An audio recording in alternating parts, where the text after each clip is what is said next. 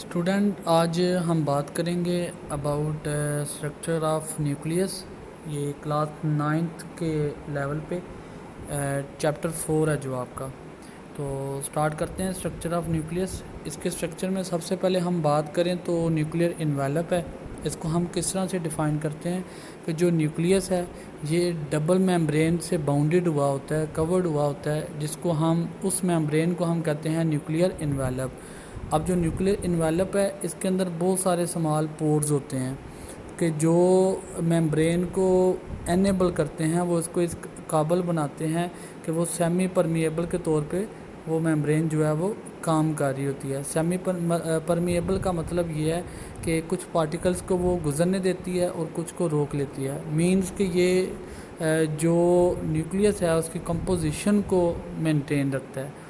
तो सेकंड जो स्ट्रक्चर है वो न्यूक्लियोप्लाज्म। जो न्यूक्लियर इन्वेलप है उसके अंदर एक फ्लूइड मौजूद होता है जिसको हम न्यूक्लियोप्लाज्म कहते हैं। अब अगर हम न्यूक्लियोप्लाज्म की कंसंट्रेशन की बात करें, इसकी कंपोजिशन की बात करें तो इसमें 1 और 2 न्यूक्लियाई और साथ में क्रोमोसोम्स मौजूद होते हैं।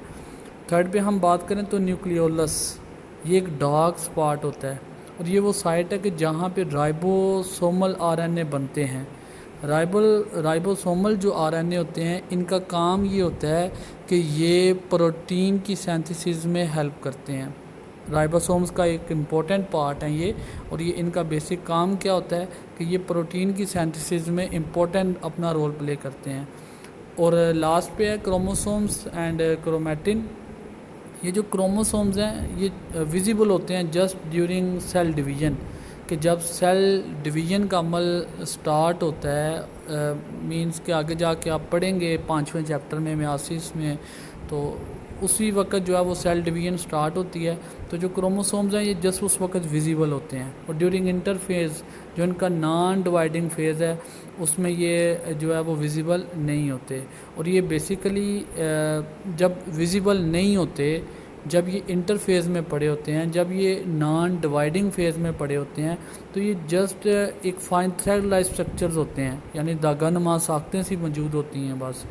अगर हम क्रोमोसोम्स की कंपोजिशन की बात करें तो इसमें डीएनए और प्रोटीन मौजूद होती है। ये अब आप देखें ज़रा इस डायग्राम में, सबसे पहले देखें ये डबल मेम्ब्रेन है जिसको हमने न्यूक्लियर इन्वेलप बोला है। अब देखें न्यूक्लियर इन्वेलप के अंदर ये पोर्स हैं, ये स्मॉल पोर्स जो आपको नज़र आ रहे हैं, जो उसको सेमी परमिएबल मेम्ब्रेन के तौर पे काम करने में मदद देते हैं। इसके बाद हमने बात की थी कि जो न्यूक्लियर इन्वेलप है उसके अंदर फ्लूइड मौजूद होता है जिसको हम न्यूक्लियोप्लाज्म कहते हैं। अब इस न्यूक्लियोप्लाज्म के अंदर देखें आप, ये न्यूक्लियाई मौजूद है और ये क्रोमोसोम्स हैं।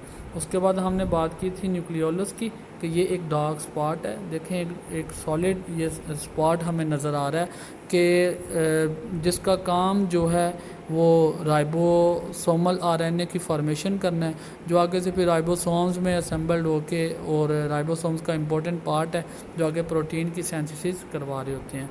और देखें अब इसमें जो क्रोमोसोम्स हैं ड्यूरिंग नॉन डिवाइडिंग फेज, ये जस्ट देखें थ्रेड लाइक स्ट्रक्चर मौजूद हैं और ये विजिबल नहीं होते, लेकिन जब क्रोमोसोम ड्यूरिंग सेल डिवीजन होते हैं तो वो ये विजिबल होके बाकायदा इनकी जो है वो ये शेप बनती है।